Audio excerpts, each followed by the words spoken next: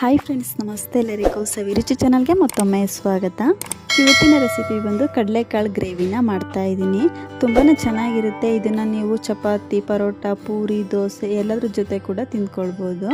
Gravy ಸ್ವಲ್ಪ ತಿಕ್ಕಾಗಿ ಬರಬೇಕು ಅಂದರೆ ಈ ರೀತಿ ಸೀಕ್ರೆಟ್ ಇಂಗ್ರೀಡಿಯೆಂಟ್ಸ್ನ ಹಾಕಿ ಟ್ರೈ ಮಾಡಿ ನೋಡಿ. ತುಂಬಾ ಚೆನ್ನಾಗಿ ಬರುತ್ತೆ ಹಾಗೂ ತುಂಬ ಸಿಂಪಲ್ಲಾಗಿ ಕೂಡ ಮಾಡ್ಕೊಳ್ಬೋದು. ಈಗ ಬನ್ನಿ ಈ ಕಡಲೆಕಾಳು ಗೊಜ್ಜು ಅಥವಾ ಗ್ರೇವಿನ ಯಾವ ರೀತಿ ಮಾಡ್ಕೊಳ್ಳೋದು ಅಂತ ನೋಡ್ಕೊಳ್ಳೋಣ. ಮೊದಲು ನಾನಿಲ್ಲಿ ಸ್ವಲ್ಪ ಕಡಲೆಕಾಳನ್ನ ನೆನೆಸಿಟ್ಕೊಂಡಿದ್ದೀನಿ. ಅಂದರೆ ಒಂದು 8 ಗಂಟೆಗಳ ಕಾಲ ಕಡಲೆಕಾಳನ್ನ ನೆನೆಸಿಟ್ಕೊಳ್ಬೇಕು. ಬೆಳಿಗ್ಗೆ ಮಾಡೋದಾಯಿತು ಅಂದರೆ ನೈಟೇ ಕಡಲೆಕಾಳನ್ನ ನೆನೆಸಿಟ್ಕೊಳ್ಬೇಕಾಗುತ್ತೆ. ಹಾಗೆ ಒಂದು ಮೀಡಿಯಮ್ ಸೈಜ್ ಆಲೂಗೆಡ್ಡೆನ ಈ ರೀತಿ ಸಿಪ್ಪೆ ತೆಗೆದು ಇಟ್ಕೊಂಡಿದ್ದೀನಿ. ಗ್ರೇವಿ ಸ್ವಲ್ಪ ತಿಕ್ಕಾಗಿ ಬರಬೇಕು ಅಂದರೆ ಈ ರೀತಿ ಒಂದು ಆಲೂಗೆಡ್ಡೆನ ಹಾಕ್ಕೊಳ್ಳಿ, ತುಂಬಾ ಚೆನ್ನಾಗಿರುತ್ತೆ. ಕಡಲೆಕಾಳು ಹಾಗೂ ಆಲೂಗೆಡ್ಡೆನ ಬೇಯಿಸ್ಕೊಳ್ಳೋದಕ್ಕೆ ಕುಕ್ಕರಲ್ಲಿ ಸ್ವಲ್ಪ ನೀರನ್ನ ಬಿಸಿ ಇಟ್ಕೊಂಡಿದ್ದೆ. ಇದಕ್ಕೆ ಕಡಲೆಕಾಳು ಹಾಗೂ ಆಲೂಗೆಡ್ಡೆನ ಸೇರಿಸ್ಕೊಂಡು ಹಾಗೆ ರುಚಿಗೆ ತಕ್ಕಷ್ಟು ಉಪ್ಪನ್ನ ಸೇರಿಸ್ಕೊಂಡು ಈ ರೀತಿ ಕಂಪ್ಲೀಟಾಗಿ ಮಿಕ್ಸ್ ಮಾಡಿಕೊಂಡು ಕಡಲೆಕಾಳು ಆಲೂಗೆಡ್ಡೆನ ಕಂಪ್ಲೀಟಾಗಿ ಸಾಫ್ಟ್ ಆಗೋವರೆಗೂ ಬೇಯಿಸ್ಕೊಳ್ಬೇಕು. ಹಾಗಾಗಿ ಕುಕ್ಕರ್ ಲಿಡ್ನ ಕ್ಲೋಸ್ ಮಾಡಿ ಒಂದು 4 ರಿಂದ 5 ವಿಸಿಲ್ ತೆಗೆಸ್ಕೊಳ್ತಾ ಇದ್ದೀನಿ. ನೋಡ್ತಾ ಇರ್ಬೋದು, ನಾನಿಲ್ಲಿ ಒಂದು 4 ರಿಂದ 5 ವಿಸಿಲ್ ತೆಗೆಸ್ಕೊಂಡಿದ್ದೀನಿ. ಈ ರೀತಿ ಕಡಲೆಕಾಳು ಕೂಡ ಸಾಫ್ಟಾಗಿ ಬೆಂದಿದೆ ಹಾಗೂ ಆಲೂಗೆಡ್ಡೆನೂ ಕೂಡ ಈ ರೀತಿ ಚೆನ್ನಾಗಿ ಬೆಂದಿದೆ. ಈ ಆಲೂಗೆಡ್ಡೆ ನಾನು ಸಪ್ರೇಟಾಗಿ ಒಂದು ಬೌಲ್ಗೆ ತೆಗೆದು ಇಟ್ಕೊಂಡು ಇದನ್ನ ಸ್ವಲ್ಪ ಸ್ಮ್ಯಾಶ್ ಮಾಡಿ ಇಟ್ಕೊಳ್ಳೋಣ. ಗ್ರೇವಿಗೆ ಈ ರೀತಿ ಸ್ವಲ್ಪ ಆಲೂಗೆಡ್ಡೆನ ಸ್ಮ್ಯಾಶ್ ಮಾಡಿ ಹಾಕ್ಕೊಳ್ಳೋದ್ರಿಂದ ತಿಕ್ಕಾಗಿ ಬರುತ್ತೆ ಅಂತ. ನೋಡ್ತಾ ಇರ್ಬೋದು, ಕಡಲೆಕಾಳು ಕೂಡ ಈ ರೀತಿ ಸಾಫ್ಟಾಗಿ ಬೇಯಿಸ್ಕೊಂಡಿರೋದಾಗಿದೆ. ಬೇಯಿಸಿರುವಂಥ ಕಡಲೆಕಾಳನ್ನ ಸೈಡಲ್ಲಿ ಎತ್ತಿಟ್ಕೊಂಡಿರೋಣ. ಈಗ ಗ್ಯಾಸ್ ಮೇಲೆ ಒಂದು ಕಡಾಯಿನ ಬಿಸಿ ಇಟ್ಕೊಂಡು ಇದಕ್ಕೆ ಒಂದು ಚಿಕ್ಕ ಕಪ್ಪಲ್ಲಿ ಒಂದು 3/4 ಕಪ್ ಆಗುವಷ್ಟು ಎಣ್ಣೆನ ಹಾಕ್ಕೊಳ್ತಾ ಇದ್ದೀನಿ. ಎಣ್ಣೆ ರೀತಿ ಸ್ವಲ್ಪ ಬಿಸಿ ಆದ ನಂತರ ಸ್ವಲ್ಪ ಜೀರಿಗೆ, 1-2 ಪೀಸ್ ಆಗುವಷ್ಟು ಚಕ್ಕೆ, 1-2 ಲವಂಗ, 1-2 ಮೆಣಸನ್ನ ಹಾಕ್ಕೊಂಡು ಹಾಗೆ ಒಂದು ಪಲಾವ್ ಎಲೆನ ಸೇರಿಸ್ಕೊಂಡು ಈ ಮಸಾಲೆಗಳನ್ನ ಲೋ ಫ್ಲೇಮಲ್ಲೇ ಫ್ರೈ ಮಾಡ್ಕೊಂಡಿದ್ದಾದ್ಮೇಲೆ ಸಣ್ಣದಾಗಿ ಕಟ್ ಮಾಡಿರುವಂಥ ಸ್ವಲ್ಪ ಈರುಳ್ಳಿನ ಹಾಕ್ಕೊಳ್ತಾ ಇದ್ದೀನಿ. ಈರುಳ್ಳಿ ಬಂದು 1-2 ಮೀಡಿಯಮ್ ಸೈಜ್ ಈರುಳ್ಳಿನ ತೊಗೊಂಡಿದ್ದೀನಿ. ಹಾಗೆ 1-2 ಹಸಿಮೆಣಸಿನ್ಕಾಯಿನೂ ಸಹ ಈ ರೀತಿ ಮಧ್ಯಕ್ಕೆ ಕಟ್ ಮಾಡಿ ಸೇರಿಸ್ಕೊಂಡು ಈರುಳ್ಳಿ ಸ್ವಲ್ಪ ಕಲರ್ ಚೇಂಜ್ ಆಗೋವರೆಗೂ ಫ್ರೈ ಮಾಡ್ಕೊಳ್ಬೇಕು. ನೀವು ಈರುಳ್ಳಿನ ಸಣ್ಣದಾಗಿ ಕಟ್ ಮಾಡೋ ಬದಲು ಸ್ವಲ್ಪ ತರ್ತರಿಯಾಗಿ ಪೇಸ್ಟ್ ಮಾಡಿ ಕೂಡ ಸೇರಿಸ್ಕೊಳ್ಬೋದು. ನೋಡ್ತಾ ಇರ್ಬೋದು, ಈರುಳ್ಳಿ ರೀತಿ ಸ್ವಲ್ಪ ಕಲರ್ ಚೇಂಜ್ ಆಗೋವರೆಗೂ ಫ್ರೈ ಮಾಡ್ಕೊಂಡಿದ್ದಾದಮೇಲೆ ಹಾಗೆ ಇದಕ್ಕೆ ಸ್ವಲ್ಪ ಅಡುಗೆ ಅರಿಶಿನ ಹಾಕ್ಕೊಳ್ತಾ ಇದ್ದೀನಿ.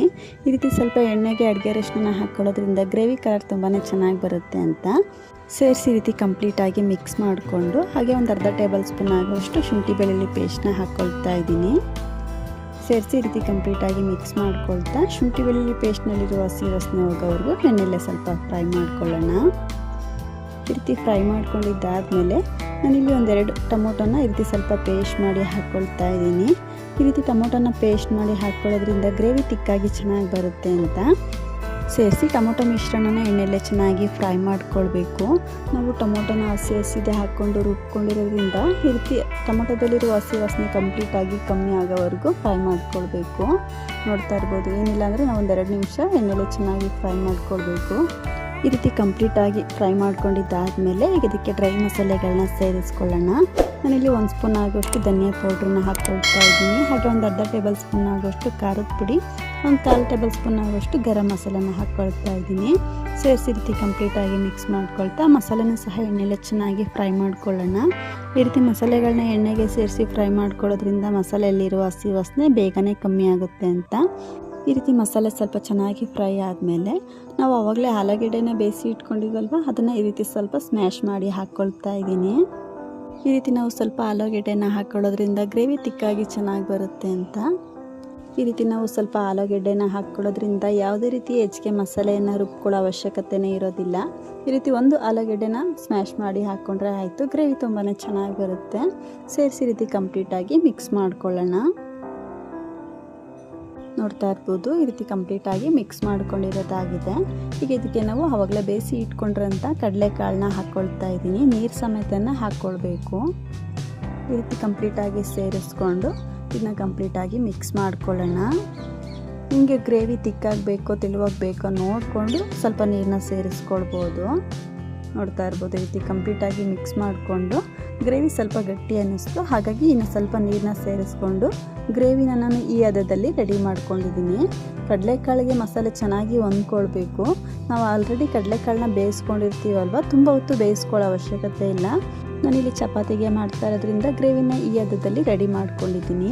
ಹಾಗೆ ರುಚಿಗೆ ತಕ್ಕಷ್ಟು ಉಪ್ಪನ್ನ ಹಾಕ್ಕೊಳ್ತಾ ಇದ್ದೀನಿ. ನಾವು ಕಡಲೆಕಾಳನ್ನ ಬೇಯಿಸ್ಕೊಳ್ಬೇಕಾದ್ರೆ ಸ್ವಲ್ಪ ಉಪ್ಪನ್ನ ಹಾಕ್ಕೊಂಡಿರ್ತೀವಲ್ವ, ಈ ಗ್ರೇವಿಗೆ ಎಷ್ಟು ಬೇಕೋ ನೋಡಿಕೊಂಡು ಸ್ವಲ್ಪ ಉಪ್ಪನ್ನ ಸೇರಿಸ್ಕೊಂಡು ಈ ರೀತಿ ಕಂಪ್ಲೀಟಾಗಿ ಮಿಕ್ಸ್ ಮಾಡಿಕೊಂಡು ಒಂದು 10 ನಿಮಿಷ ಕಡಲೆಕಾಳನ್ನ ಬೇಯಿಸ್ಕೊಳ್ಳೋಣ.